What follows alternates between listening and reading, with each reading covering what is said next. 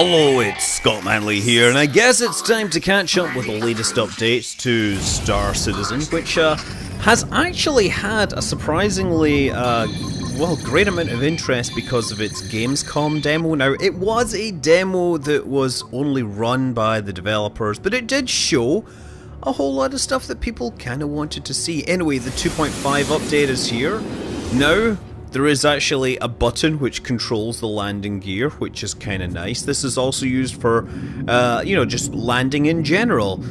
Anyway, that is but a minor update, or minor part of a much larger update, which is, of course, 2.5. Now, being that it's Star Citizen, yes, there are new flyable ships.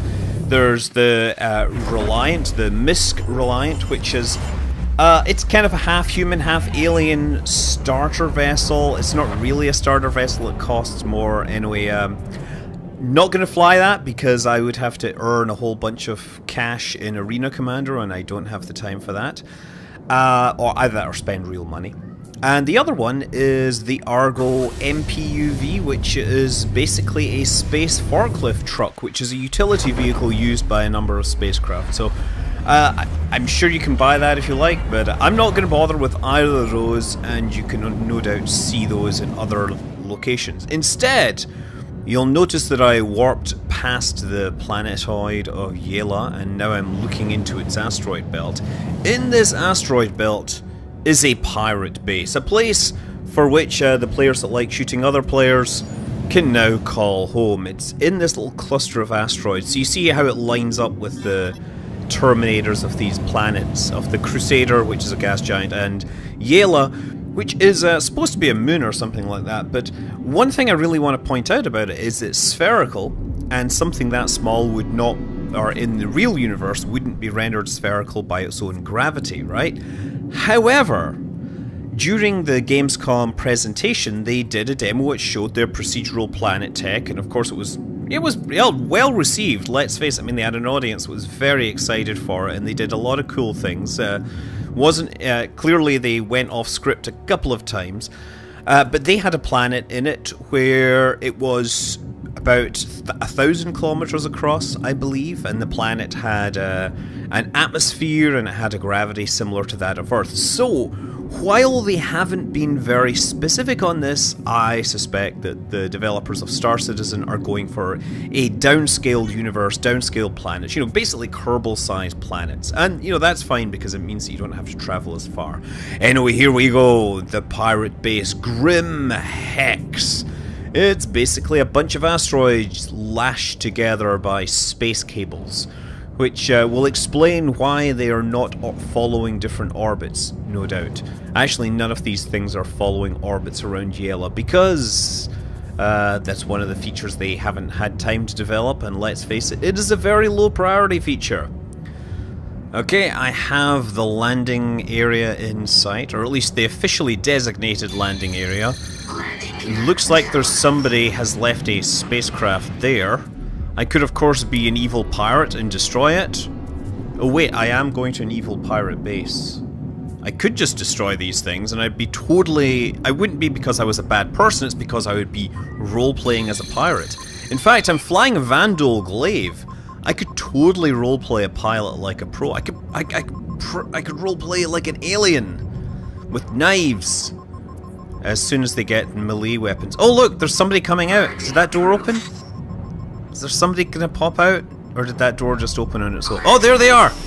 Oh, darn, I landed at the wrong moment. I could have tried shooting them from above. Well, I wonder if he'll be my friend, or if he will just decide to shoot me. Because, well, is there honor among thieves? We're gonna find out. So, unlike the Port Olisar, everybody basically, there's no rules. So Port Olisar, there is no... Oh, wait a second, why don't I have a gun? I was going to say, in Port Olisar, you're not allowed to use your guns, but it looks like my gun is invisible. That could be a bug. Hey, Esgol, can you see my gun? No, you're just running away, because you can see my gun, I think. Come on. No, never mind. Before getting into a firefight, I should maybe check to see whether this invisible gun actually does anything. Okay? It didn't see any shields or anything reacting, but it looked like it worked. Okay, push the button, and the door opens. So we have, of course, a standard human airlock with the standard human air venting inwards.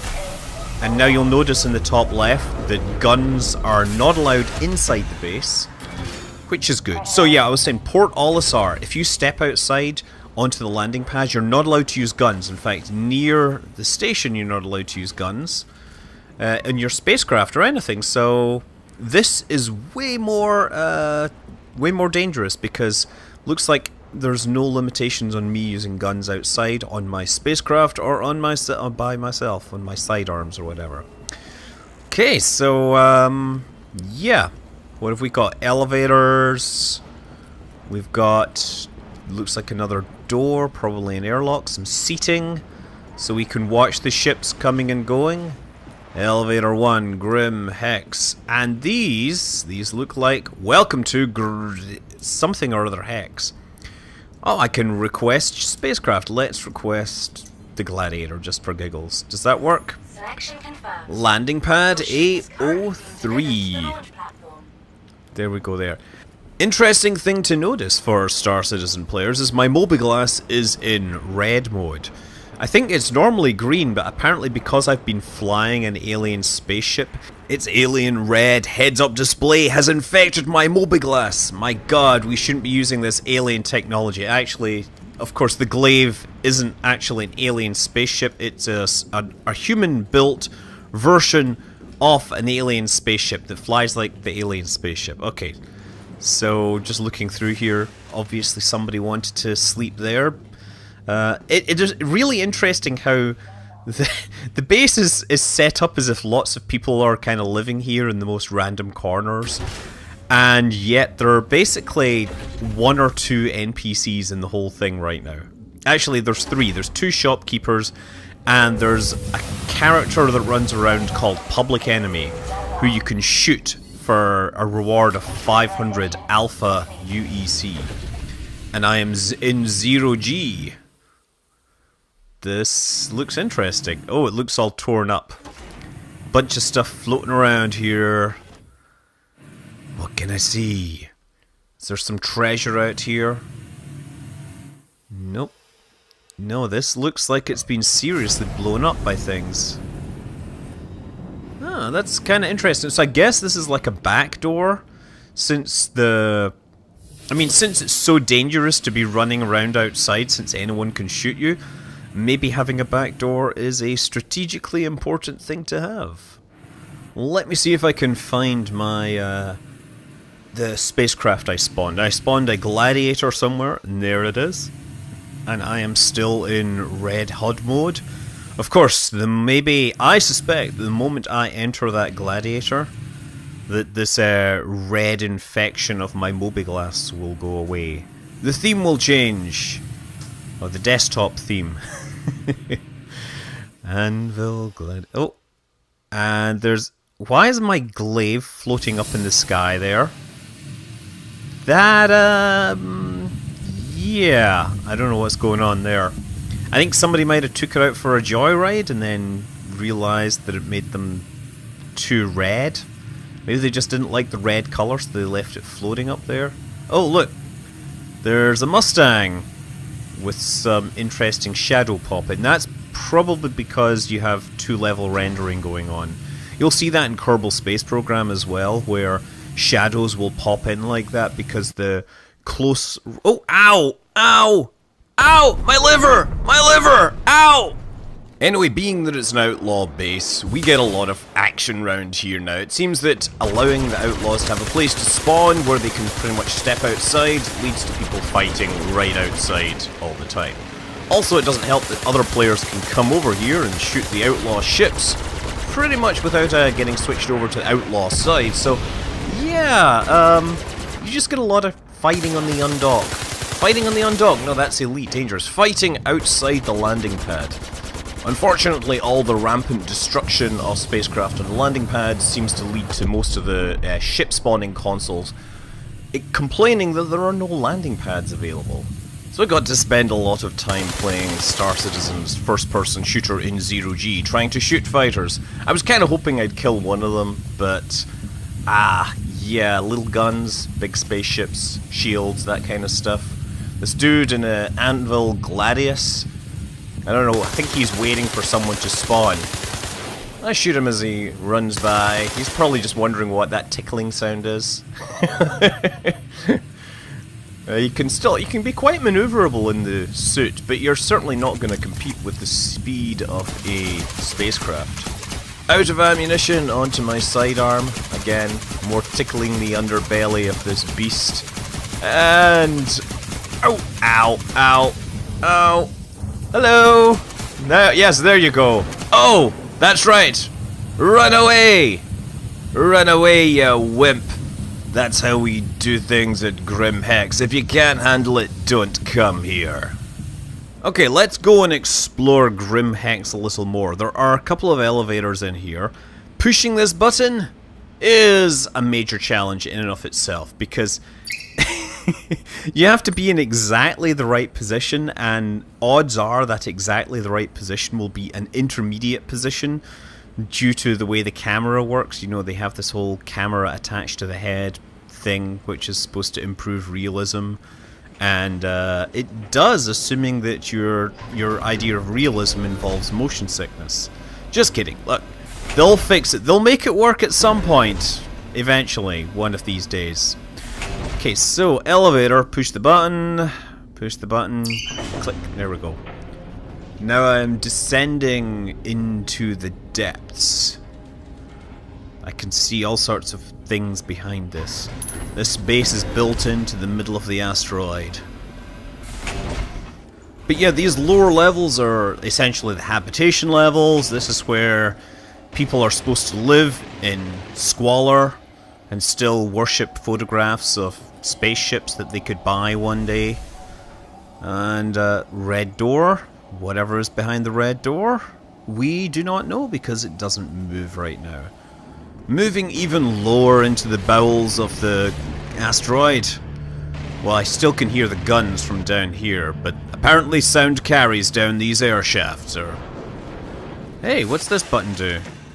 Oh, nice. Oh, no! Ow, ow! Darn, why did they put gravity generators at the bottom of that shaft? They could have just not had the gravity generators there and then I wouldn't have died. Good news is that because I am now a criminal for shooting other people's spaceships, I now respawn in Grim Hex. Grim Hex is my home for now. I will be a prisoner here until I clean up my record. And there is a way to do that. There are missions where you go to the security port and you run some special software. Okay. So that door doesn't seem quite right, but then again, we are living in squalor because we're pirates, and pirates are not known for their cleanliness, housework, dental plans, or anything else. Yes, this place could really use something, could really use a lot of NPCs. So anyway, moving swiftly on, once again I try to locate some interesting, some useful facilities for the inhabitants of this grim environment. We have broken doors. Breaking down those doors. And we have doors that just simply don't work. They're probably welded shut by this point. Welded shut by the amount of filth, I would imagine, given the amount of cleanliness I've seen from the inhabitants of this system. Oh, okay, we have a door here. Oh wait, that's just more people living in here in squalor. Yeah, let's get back out of here and find something more interesting. It's a good thing I'm wearing my spacesuit because by the looks of this place and the amount of garbage sitting around, it probably stinks. And having your own onboard air supply is really useful when you're dealing with the stench of humans, basically. Okay, we have people here. And dumpsters? That's great. So we've gone... Okay, there we go. Cool. Looks like we found a shop. Somebody is selling clothes here. How very nice of him. What have we got in terms of clothes? We have the bullshot. It's the cursor. The face melter. Loudmouth. Ha! Ha ha. The basher. Okay, and ton of shirts. This is, of course, what you spend in-game money on, because they don't want you spending in-game money on ships. That would, of course, discourage you from actually buying the ships. Oh, am I a cynic? Yes, I am. Yeah, okay. Leather jackets. These are what the pirates wear. T-shirts and leather jackets. My god, that means James Dean must have been a pirate. Elsewhere in Grimhex's shopping district, we have... I don't know what the name of the place is, but it's the gun store. It's the gun and armor store, and it's the Outlaw version of the same. Which means, okay, well, we do have bullets here for sale, which is good, I guess. It's the ammo crate. I will point out that while these are reloading the bullets in my conventional sidearm and assault rifle, the Outlaw gun store distinguishes itself from the regular one by only selling energy weapons. So it's a good thing that they sell ammunition for regular guns, because you can't buy regular guns here. You can only buy the energy weapons version, including the energy sniper rifle and the energy shotgun. And yes, there's also armor here for those people that want to look badass. Okay, this time try not to walk off the edge. Whew, made it across that really wide bridge. Well, looks like we still have a bunch of garbage here. And airlock. I wonder where this will take me. Just check that I have my spacesuit on. Yes, I do. I have to say, given the amount of airlocks and things around this facility, I think wearing spacesuits 24/7 does seem to be the correct thing to do. So those leather jackets just aren't going to get a lot of use. Okay, airlock. And we are now in 0G. So yeah, we have another section of the base underground. What was that sound? Oh, we knocked something around there. I wonder where it went.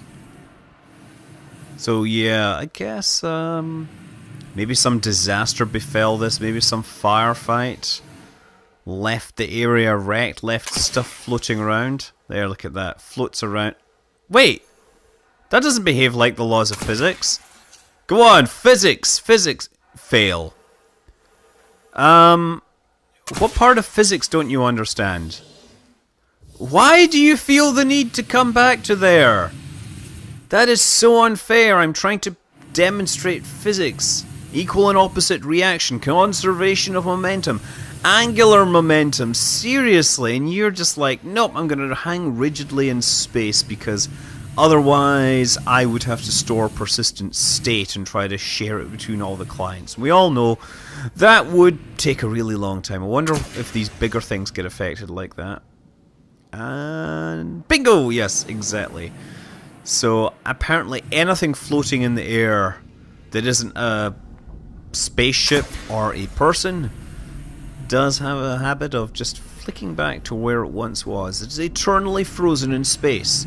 The universe collapses if it moves too far, and so there are gods up there making sure that their carefully organized universe does not fall into chaos. This may look chaotic to you, but you know what's chaotic? Things free floating and not returning to their regular position. Oh hey, look, glass. I wonder if I can shoot that out. No, apparently not. Although I will point out, this is supposed to be a laser pistol, and that does look like glass, so the laser should just go through the glass, not really affecting it, right? Of course, game doesn't model that. It would be rather unfair if you could shoot people through their spacecraft cockpits using an optical laser. Come on, sneak through this door. I'm just hearing a whole lot of fighting going on elsewhere, and I am not participating, unfortunately. They sound like they're having so much fun. Oh look! It appears that I have found the back door exit, or entrance, depending upon what you're doing. So I'm guessing if you wanted to kind of sneak in here and not leave your spacecraft anywhere that would be as obvious, then the back door might be the place to be. Because this is typical if you go out the front door. You're going to find terrible people getting ready to shoot you. And not being necessarily very good at it, because hey, the sniper rifle has a half-second lag between pulling the trigger and the actual trigger, the actual bullet flying. That was it. Trying again. Missing again. Come on, seriously? Nope, missing again. I am a bad. I am a bad. Oh, and it's Public Enemy. Public Enemy! Bring the noise. So yeah, apparently the police are unable to deal with this guy, so there's a bounty on his head. Which would imply, appropriately enough, that 911 is a joke. There, that's a joke for all you Public Enemy fans out there. And get him. Jump, shoot. Oh, and I killed him. Excellent. 500 UEC. Of course, I've spent 125 on the ammunition. So yeah, Star Citizen 2.5 is alive, or rather Alpha 2.5. It is an alpha. There are heinous bugs all over the place. Right now, my missile launchers aren't working. I'm unable to fix those. I can't disable my gimbals. I have had weird animation glitches, specifically around Hornets. But, you know, people will just grit their teeth and bear it and hopefully giggle at it. And maybe the developers will actually fix it at some point before 3.0 comes along, and hopefully 3.0 actually contains everything that was shown in the demo, because of course we've had Star Marine, which was shown off and then quietly put away, although it's been quietly put back on the table. I mean, I'm gonna make it clear, you know, I like Chris Roberts' games, but I know that he has overpromised in the past with Freelancer, for example. And yeah, hopefully Star Citizen doesn't run out of money before it delivers everything he promises. We'll see what the future brings. I'm Scott Manley. Fly safe.